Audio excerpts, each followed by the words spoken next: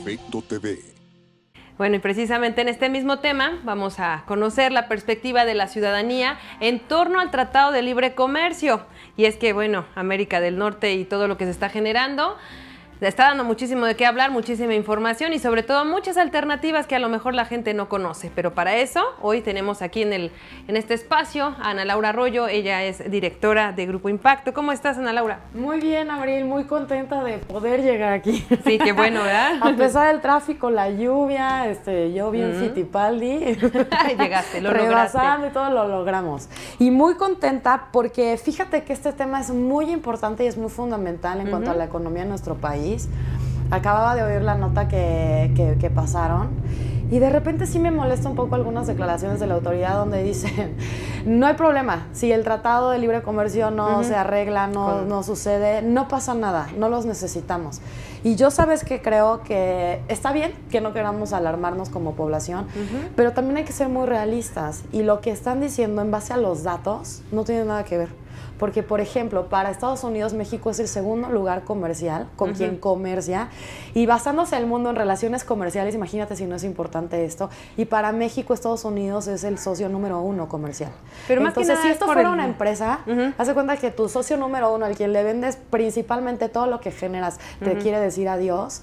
Pues bueno, sí está como para... Sí, aunque yo estoy un poco y prepararse, sobre todo. Yo estoy un poco en desacuerdo en este tema porque somos socio número 1, número 2, por el tema de la vecindad.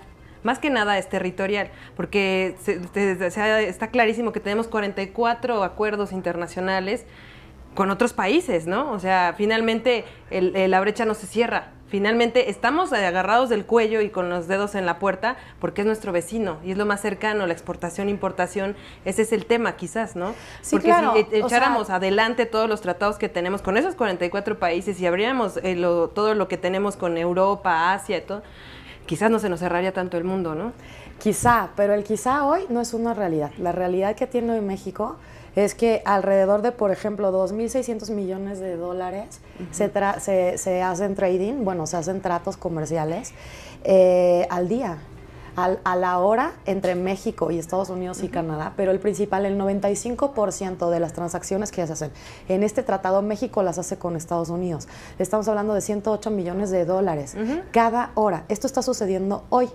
Entonces, lo que hay que hacer es prepararse, porque no solamente es de plática, es de, ok, esos 44 tratados hay que ejercerlos, porque lo que sí es un hecho es que están firmados, pero ejerciéndose, el Tratado de Libre Comercio es en el que se ha basado la economía mexicana.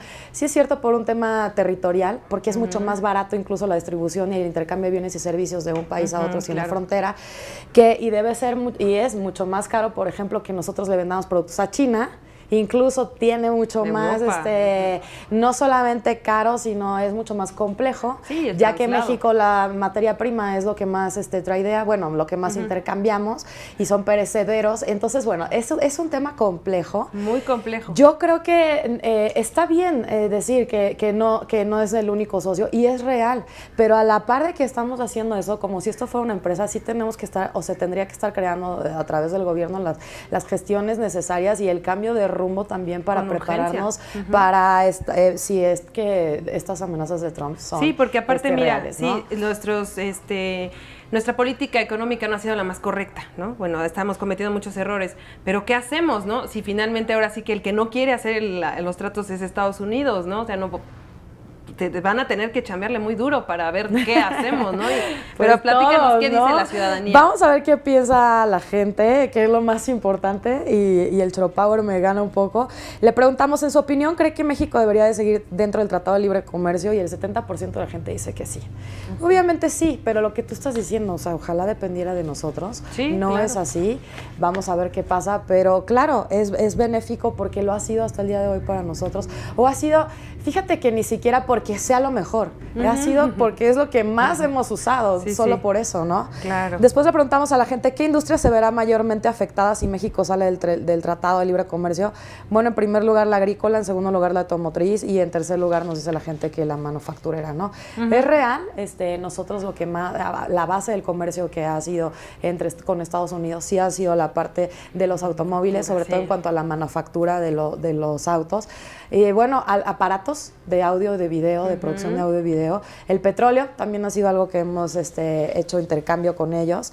Y bueno, también hemos exportado a Canadá igual, autos, manufactura de autos, petróleo, comercio electrónico, todo en cuanto a la manufactura, ¿no? Ojalá fuéramos los creadores y los dueños de las patentes de esos inventos, pero bueno, en eso nos ha fortalecido y ha sido como mano de obra o trabajo, empleos que se le han dado a los mexicanos.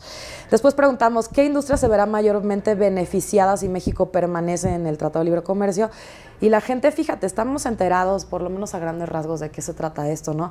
En primer lugar, pensamos o nos responde que la industria automotriz, después agrícola, manufacturera y, bueno, alguna otra. Básicamente nosotros exportamos también muchos productos agrícolas, ¿no? Por ejemplo, a Canadá, semillas de nabo, aleaciones de aluminio y automóviles, ¿no? Entonces, todo esto está como, bueno, a nivel de materias primas y manufactura. Sin embargo, generan muchísimos empleos para los mexicanos, ¿no? Por eso te digo que es complejo. Muy complejo. Sí está bien ser positivos, pero ¿cuáles son las bases, no? Y bueno, por último preguntamos, los gobiernos de México y Estados Unidos y Canadá están discutiendo actualmente la renegociación de este tratado. ¿Qué país cree que sea el más beneficiado con la renegociación del TLC? Y bueno, la gente nos contesta Estados Unidos en un 61%, seguido de México en un 27% y Canadá con un 5%, ¿no? Entonces, bueno, el presidente Donald Trump ha dicho que el más beneficiado ha sido México con este tratado y que hemos sido hasta algo abusivos, ¿no?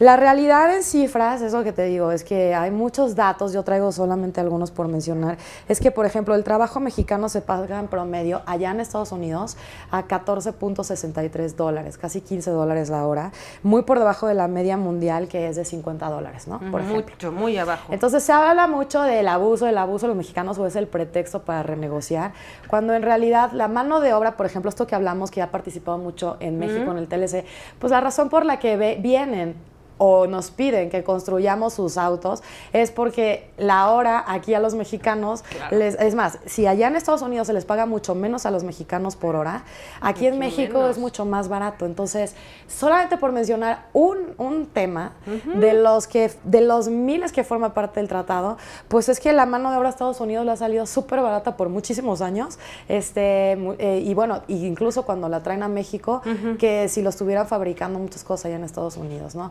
Pero eso es por mencionar una cosa de muchísimas, que bueno, que obviamente a Estados Unidos le ha convenido muchísimo también este tratado, y incluso mucho más que a México. Sí, sin duda, pero queremos pensar que se trata más de un berrinche o de una mala asesoría que tiene Donald Trump de información, ¿no? Porque nadie le ha explicado a él que es un 50-50, ¿no? Que bueno, que ambos estamos dándonos, quizás hemos perdido más nosotros y él no lo sabe, ¿no? Pues yo lo que veo es, yo creo que el tener un cargo público es una responsabilidad enorme en la que sí debes estar consciente o que sus asesores de este país y de Estados Unidos deben decir, no tiene que ver con tu temperamento, no pueden ser decisiones temperamentales ni emocionales, ni hechas con la amígdala del cerebro. O sea, sí hay que ser muy racionales, basarse en datos, porque si México, imagínate, es el socio número 2 de Estados Unidos, claro, también a Estados Unidos no le conviene de la nada decir, bueno, gracias México, adiós, ¿no? Entonces, hay que basarse en los datos y yo creo que el llamado es observar un poco que las personas que tienen responsabilidades en cargos públicos no pueden estar a base del berrinche, ¿no? Porque lo que tú dices pareciera que es como, porque además aunado a la renegociación del tratado ya vuelve a salir el tema del muro, ¿no? Entonces, bueno, ¿no? Yo creo que los psicólogos podrían hacer un gran análisis de arquetipos estereotipos y de personalidades, porque obviamente si vemos la realidad con responsabilidad, también implica un problema incluso de empleos en Estados Unidos, que no tienen el día de hoy cómo decir, bueno, los mexicanos adiós, estos empleos van a ser para Estados Unidos, ni siquiera tienen a la gente capacitada ni la mano de obra, y tampoco tienen los precios que se mantienen en el mundo a base de muchas cosas. No sé si le puedan pagar a todos los empleados ahora el doble o el triple de lo que le están pagando los mexicanos, en fin. Y yo creo que también como mexicanos, como tú lo dices, también es una oportunidad para ejercer los otros tratados que se tienen. Lo único que yo creo es que no solo se debe de hablar de que no hay problema. Emprender acciones, ¿no? Exacto, o sea, debe haber un plan estratégico paralelo para reactivar esos tratados de comercio, para empezar a hacer, así como se está haciendo la renegociación del TLC, deberían de haber mesas ya para renegociar o reactivar o activar otros tratados que no se están haciendo. Y bueno, una serie de implementaciones estratégicas a nivel nacional que se requieren por si esto ya se va a pagar o se va a quitar. Voltear a América Latina, que también se pueden hacer tratados muy Brasil buenos y Argentina. Con países latinos, y a la par se deben de estar haciendo eso, ¿no? Porque, bueno, como empresario, que yo sí vivo ese mundo, tú no puedes estar viendo que tu socio número uno te está diciendo adiós y no estar volteando por otro lado a ver de dónde vas a sacar, quiénes van a ser tus clientes, qué ofertas vas a hacer, en fin, porque eso obviamente en el ámbito empresarial, por ejemplo, pues implica una quiebra, una probable quiebra. Entonces, una gran pérdida. Es una gran pérdida que no tenemos por qué vivir siempre y cuando se estén haciendo las acciones adecuadas. Y ese es el llamado, que no solamente sean mensajes, sino que también nos platiquen, nos informen, nos digan qué otra cosa podemos o se están haciendo para prepararnos en caso de que esto no suceda. Y es más, si el Tratado de Libre Comercio sigue, está perfecto.